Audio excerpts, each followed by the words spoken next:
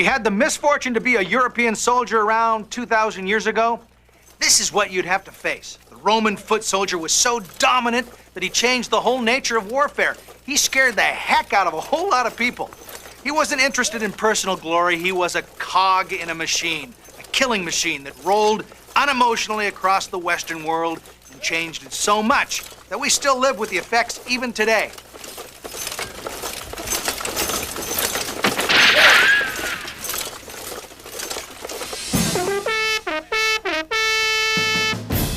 For 500 years, from before Christ to the 400s AD, these guys were the enforcers that made the Roman Empire possible.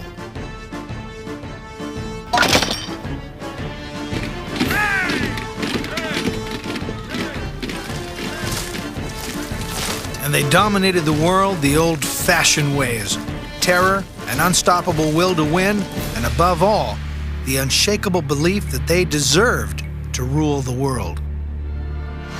Remember, Roman, that it is for you to rule the nations and to tame the proud by war. Well, it's not hard to win battles when you're getting that kind of cheerleading from home. And that was only a poet, Virgil. Never mind what the generals were demanding. Bring that fellow out there. You come in here. You go further back. Of course, the generals demanded plenty.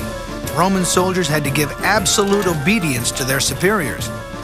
Any lapse in discipline was likely to be your first and last mistake. Sentries who fell asleep wished they'd never woken up. They were stoned to death by their fellow soldiers. If a whole regiment showed cowardice, there was the cheery little reward of decimation. 1 man in every 10, decided by lot, would be executed by his colleagues. They were sad to see him go, of course. But hey, better him than me. This mindset of doing anything and everything to make the Roman army a disciplined fighting machine paid off. The reward was an empire stretching from Scotland to Saudi Arabia.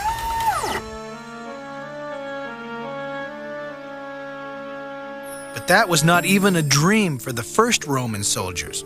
When Rome began around 800 BC, it was just a farming village. Its first soldiers were part-time volunteers, farmers, and shopkeepers, called up for skirmishes with neighboring cities. But even then, the mindset was in place. Service was considered a privilege, restricted to property owners because they had more to fight for. It must have been a tricky decision to buy property in Rome. If there was a war, the landowners would be on the front line.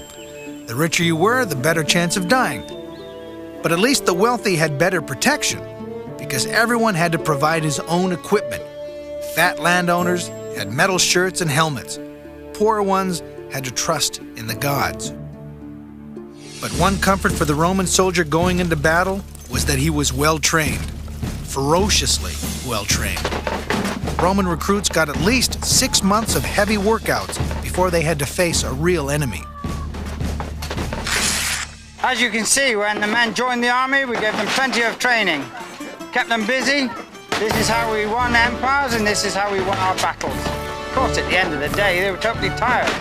But this made them sleep, kept them busy, and stopped them going to the tavern so often and getting drunk. The Romans were masters at adopting things from their enemies. For example, English accents. The Roman sword, too, was copied from the Spaniards. Rome's barbarian armies used long slashing swords. The Romans used a short stabbing model for close-in fighting. The thing about this Roman sword is it's short and to the point, and it's used for stabbing rather than slashing. Not like these show-off barbarians with their long broadswords that they, on the big ego trip on the battlefield, slashing around, cut and slash, cut and slash. And while he's doing that, it's up and under into the ribs, and we make mincemeat of the barbarians. And then the Roman legion became the nearest thing that one can think of to a school of piranha fish. Each Roman soldier hacking and cutting and slashing with his short sword against a foe that was usually nowhere near as well armored as he was. This is the weapon that won the Roman Empire, and kept it. The partner in crime for the Roman sword was the Roman shield, made of reinforced plywood bound with linen and leather. The thing about the Roman shield is it's curved, not flat like most shields of the time. This gives me protection all around my body. And if I'm coming at you in battle, it's not only a defensive weapon, it's an offensive weapon. I can smash you in the face, and then while you're off balance, draw the sword and in under your ribs. Ouch! And the Romans did more than just tickle your ribs. They started to ruin your day long before they even got close. Every Roman soldier carried a long, thin javelin that he'd launch as soon as the enemy came within range. The great thing about the Roman javelin is, when you threw it, the enemy couldn't throw it back. These are delivered in volleys of hundreds. As they rain down, the hard iron tip will punch through the armor. The weight of the handle will bend this soft metal shank. It'll be useless, you can't throw it back. Your shield is useless, you're probably hurt, you're in big trouble. Another reason you were in big trouble was that each Roman soldier was brainwashed to kill you. The idea was to create professional killers, and one way they got the hang of it was through tickets to see the gladiators. And no, not the American gladiators, the originals.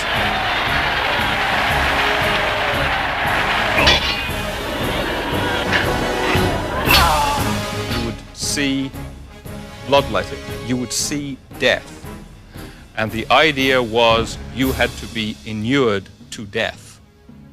It must not affect you. You must be a complete killing machine. Hey, how about those Christians Sunday, huh? Boy, they got beat.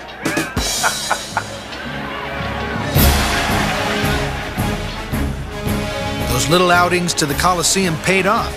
By the time the Roman soldier had finished his training, he was a killing machine, ready to take on the world.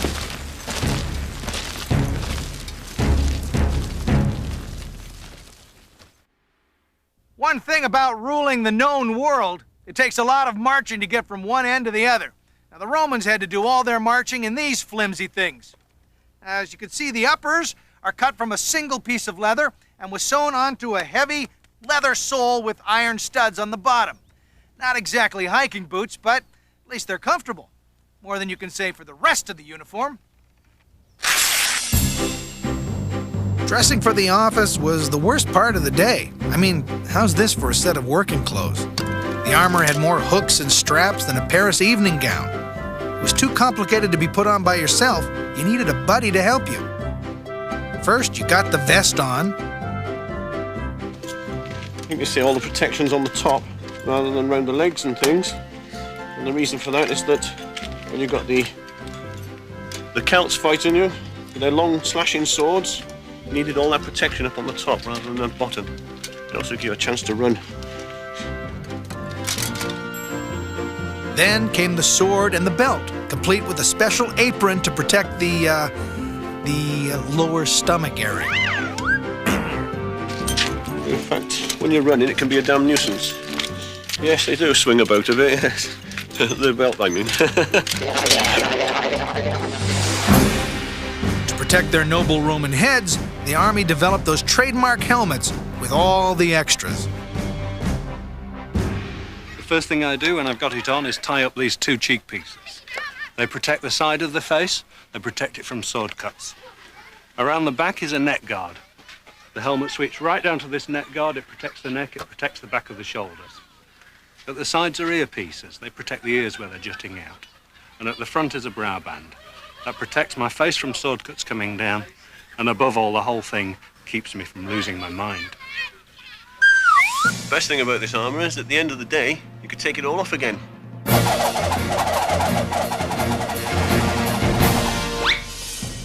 Covered in all this armor, Roman soldiers had to be able to march 24 miles in 5 hours, quicker than many Boston marathoners. And the Romans carried more than armor. They had up to 60 pounds on their backs, including all the tools needed to build a fortified camp. And this meant that they could do what no other army could do. They could take their camp with them.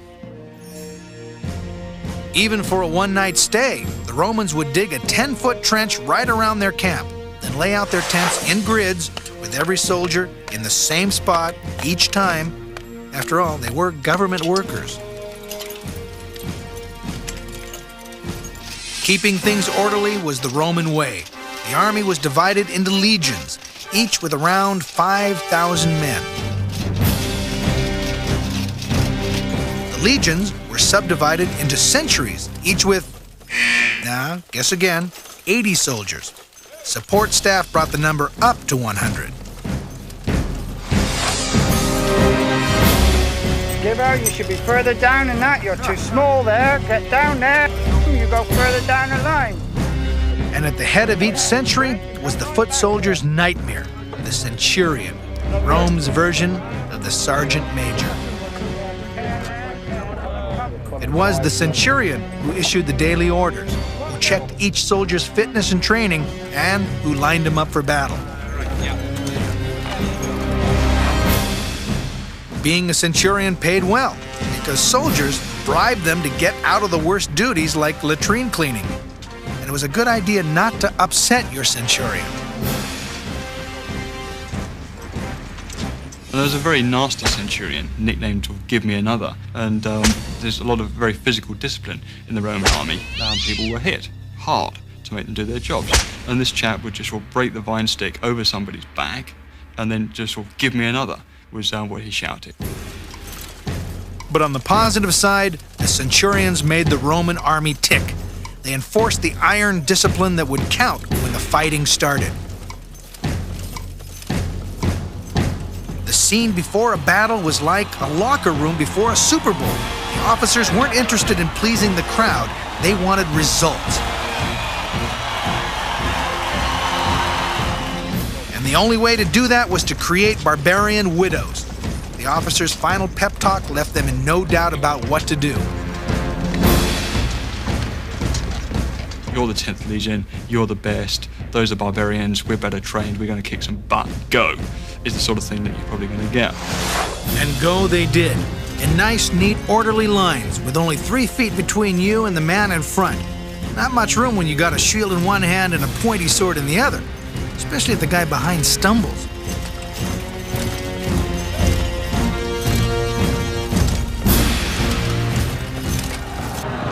To the enemy, the oncoming Romans was a frightening sight. When they got within range, they'd throw their javelins and break up the enemy formation. Then they would draw their swords and then close to the enemy, and they would cut these enemy formations up with their short swords. Few enemies could stand in their way. Soon the battleground was a chaos of dust and noise. Metal clashing on metal and people shouting or go forwards and people screaming because they've been cut up in a very nasty fashion. And this will go on for a few minutes and then kaboom, the battle is over. One side gives up, they've lost, they run away. And when one side runs away, usually the barbarians, that's when the real slaughter starts, with the Romans cutting them down from behind. The first unfortunate witnesses to the Romans' gift for slaughter were their fellow Italians. Rome took over most of the Italian boot by the 300s BC, but instead of making slaves of their neighbors, the Romans were clever enough to turn them into allies.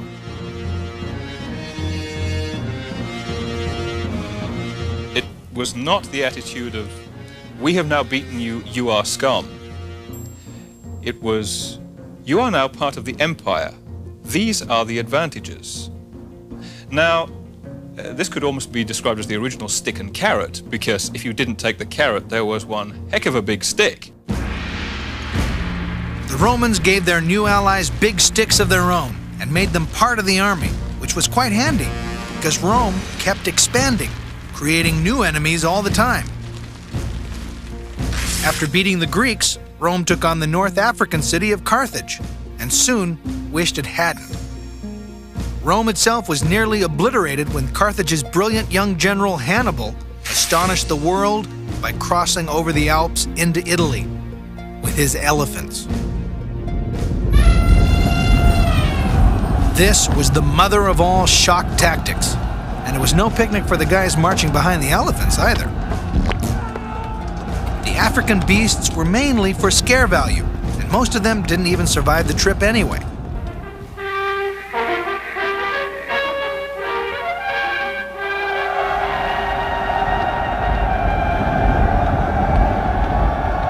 Hannibal made do with human soldiers. His army won a series of crushing victories in Italy and looked set to annihilate Rome. In desperation, the Romans called up every available man, including slaves and criminals, maybe even lawyers, and just managed to drive Hannibal back from the city. The Romans will not give up. There's something in their mindset that says we will fight this stuff through to the bitter end. We'll raise another army. There's something in the Roman character that makes them different in that respect. Eventually, the Romans drove Hannibal all the way back to Carthage and finally destroyed the city itself. Now Rome was an international power, but the Roman landowners who did the fighting were getting pretty tired of all the traveling. Troops are now away from home for not just a campaigning season or a few weeks, but for years at a time. And thus it was difficult to attract men of property who could afford their own arms to serve in the army. So around 100 BC, the army was thrown open to all citizens, not just landowners.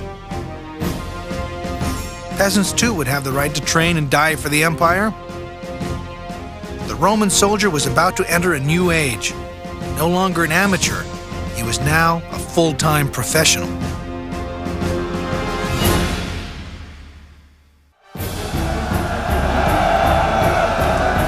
For centuries, Roman soldiers had killed and destroyed for pride alone, but now they were going to be paid for it. Once the army went professional, around 100 BC, you didn't have to be a landowner to join up. Now the poor could also take part in the pillage and plunder. Rome was looking for a few thousand good men who would sign up for 25 years' service. But it wasn't taking just anyone. These were paid jobs, and recruiting officers could afford to be picky. To get in, you had to be tall for the time, about 5'10", with a body like Spartacus for all that javelin throwing and armor wearing. You often needed a letter of recommendation about your moral character, like whether you'd make a good killer. And you had to be able to read because many of the orders and duty rosters were written down. And you'd better get those Latin verbs right. Many young recruits were no doubt looking forward to marriage. Think again. To keep discipline, soldiers were banned from marrying for their whole 25-year term. But at least the pay was good. A legionary's income was in the upper middle bracket plus retirement bonuses. Then there were the fringe benefits, guaranteed food and shelter. They get all sorts of perks in the sense of being instruments of the state. You don't mess with a soldier because soldiers beat you up because they're trained killers, and then all their mates will rally around them. You don't take soldiers to court even if they steal your chickens or your daughter. Having admitted poorer citizens to the army, the Romans now went one better and admitted non-citizens from conquered territory. Called auxiliaries, they were given pretty much the same pay and conditions. And the big payoff was at the end of their 25 years, they were given Roman citizenship. Incorporation of people who are not Roman citizens is actually critical to the Roman army because at least half of the early imperial army is made up of auxiliary troops. And this is something that I think marks the Romans out very strongly from other people, this sort of incorporation on level ground. Rome's new professional army was almost unstoppable, expanding the empire in every direction. The soldiers themselves became so powerful that they were no longer just servants of Rome. They could overrun Rome itself, and the most famous soldier of all did just that. Julius Caesar modestly claimed to be descended from the gods, and he certainly acted like one. He became a general just after the army went professional, and he took the term literally. Conquests were made for personal glory and plunder, and his soldiers, who shared the booty, loved him for it.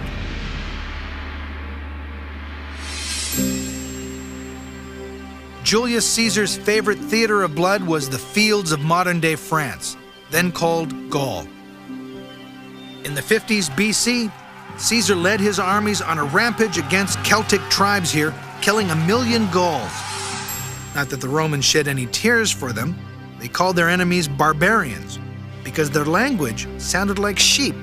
Ba, ba. Oi, who are you calling a barbarian?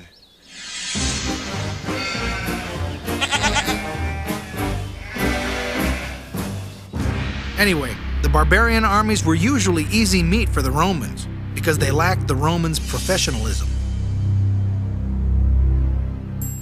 They looked at war as something for individual glory in a way.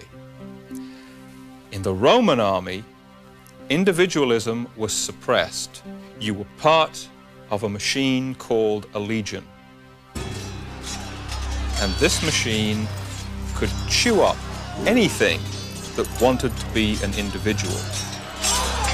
Caesar made his soldiers rich and famous, and in return, they'd do anything for him.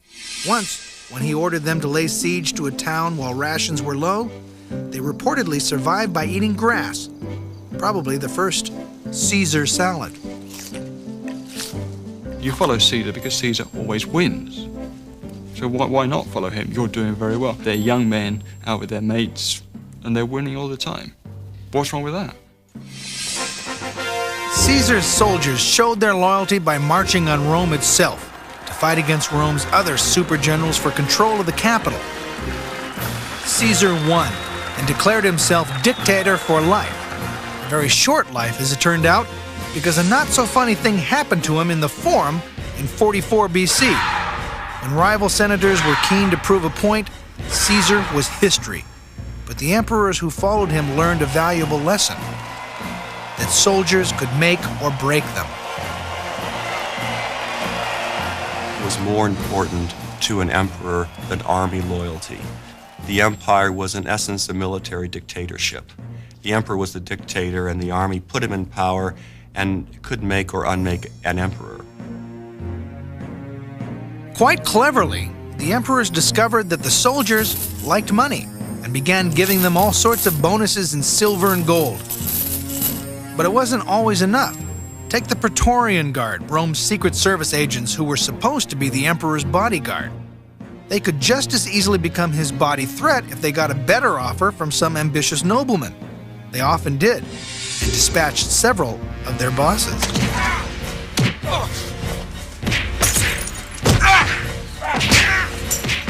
Once they even went so far as to auction off the crown to the highest bidder. An aristocrat, Didius Julianus, won the bidding war, but then made a really bad investment decision. He refused to pay up. Not surprisingly, he was killed too. Not the right time to be budget conscious.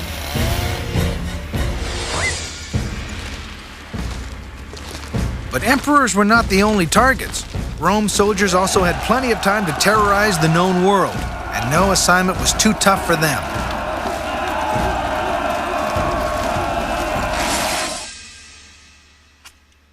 Okay, men, here's your assignment. Go into the desert in your metal armor where it's 120 degrees plus during the day, below freezing at night.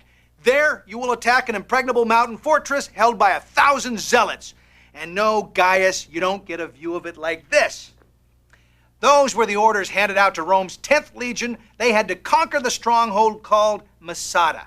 For some armies, mission impossible. For the Romans, just another day at the office. You want hummus with that? The plateau of Masada, near the Dead Sea, rises 1,300 feet above the deserts of what is now Israel. In 72 AD, it was the site of a monumental showdown between the Romans, the irresistible force, and 1,000 fanatical Jewish rebels, the immovable objects, perched high inside the fortress on top of Masada. The fortress had been built 100 years earlier by King Herod, and the Jewish zealots took it as a refuge to defy Rome's conquest of Judea. The fortress was well stocked with food and water, so the rebels could not be starved out.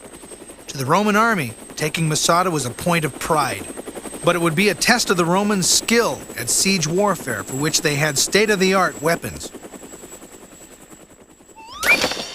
First, there was the onager, which in Latin means wild ass, because of the kick it gave. It usually threw stones, but that wasn't all. If stones didn't do the trick, the Romans could get nasty. They might start hurling in a few dead animals to cause a little pestilence inside the town. Another favorite trick was to airmail in some live snakes and scorpions to spread fear. Strange how quickly many towns gave up then. There was another catapult, the ballista, a kind of crossbow that fired iron-tipped bolts with the power and accuracy of a Tiger Woods drive. It could pick off individual enemies on fortress walls. Once the catapults had forced the defenders away from the walls, the Romans could move their siege towers up close. The towers were rolled on wheels and could be 100 feet high, with archers, battering rams, and missile launchers inside.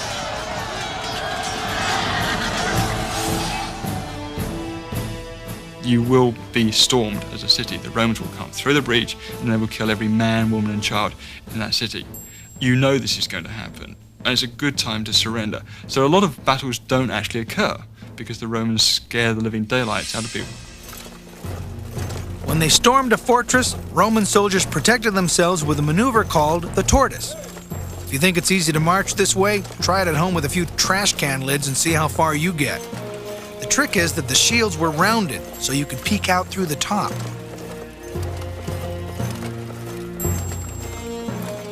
The Romans had used siege tactics to smash many a city, including Jerusalem. But Masada was a whole other story. The Jewish rebels were well stocked, so they could not be starved out. The Romans, by contrast, were standing in desert, miles from any supplies. The soldiers at Masada must have had a very rough time of it. Hot sun blazing down onto metal, warming it up. Imagine touching that with bare skin. But with the iron discipline, the idea that you are Rome and Rome will win, then you will put up with these hardships. There was no soldiers' union in 72 AD, but there was the centurion's vine staff to fear. And so 15